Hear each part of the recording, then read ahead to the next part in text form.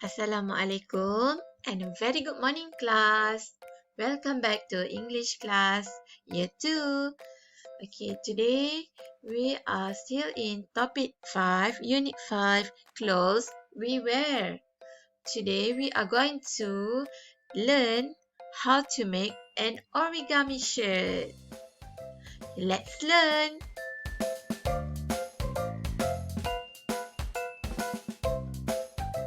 Okay, the learning objective for today. By the end of this video, pupils will be able to fold and make an origami shirt nicely by themselves. Okey, objektif pembelajaran kita pada hari ini ialah di penghujung video ini, murid-murid akan dapat melipat dan membuat origami baju kemeja dengan cantik dengan dibuat oleh murid tersebut. Okey? Okey, things that you need. Okey, sebelum kita membuat baju kemeja origami ni, kita perlukan bahan dan alatan. Okey, yang pertama kita memerlukan A4 paper, kertas A4 sama ada berwarna ataupun warna putih. Yang kedua, number 2, we need a marker pen or pencil. And number 3, we need a glue.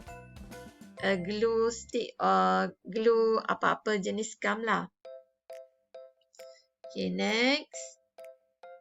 Okay, steps. Step number 1, make a cardboard fold. Okey, buat seperti di dalam gambar ni, lipat kepada 2. Lepas tu lipat satu kali lagi, dia akan jadi 4. Macam ada macam almari kan? Make a cardboard fold. Okay, step number 2, fold the bottom corners outwards. Okey, lipat di bahagian bawah seperti yang ditunjukkan dalam gambar. Okey, yang ketiga, turn it over. Fold the top edge. Okey, balikkan dia seperti di dalam gambar ini dan lipat di bahagian atas tu sikit saja. Okey, seterusnya, turn it over again. Fold the top corners as the collars. Okey, tadi kita dah terbalik. Kita balikkan dia seperti di dalam gambar. Step yang keempat ni. Lepas tu kita lipat di bahagian seperti yang diberikan contoh ni untuk kita buat kemeja ini punya collar. Okey, seterusnya step number 5, fold in half, lipat 2, tuck in under the collar. Okey, masukkan di bawah collar tu. Lipat 2, lepas tu masukkan lipatan tadi tu di bawah collar. Okey, step yang the last one, step 6, paste on the manila card or exercise book and write down the word my shirt. Okey, paste, tampalkan di atas kertas keras manila card ataupun kalau tiada, tampal di dalam buku latihan bahasa Inggeris murid-murid. Okey, dan minta murid untuk tuliskan perkataan my shirt. Okey, dalam gambar ni ditulis shirt saja, tapi teacher mahu murid tulis my shirt, tambah perkataan saya, my shirt, di baju kemeja saya.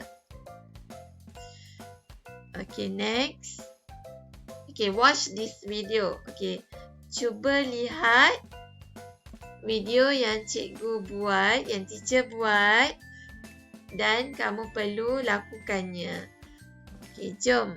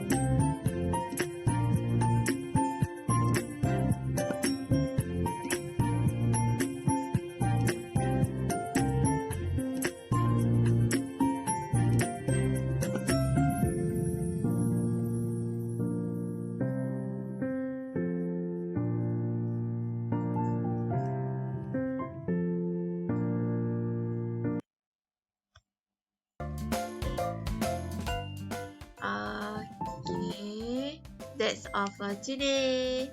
Okay, thank you class. I hope